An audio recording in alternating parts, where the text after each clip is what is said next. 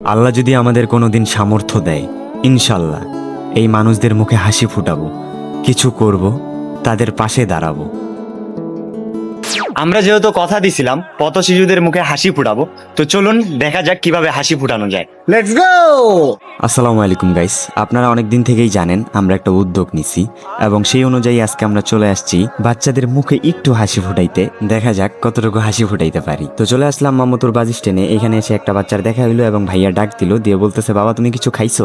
তারপর মাথা নাড়িয়ে বুঝাচ্ছে যে সে কিছু খায় নাই। তারপর বিরিয়ানির দোকান থেকে 2 প্যাকেট বিরিয়ানি কিনে দিল এবং সাথে একটা করে পটেটো চিপস দিয়ে দিল। খুশি? এখানে বলছে আমার জন্য দোয়া করবেন। বলো।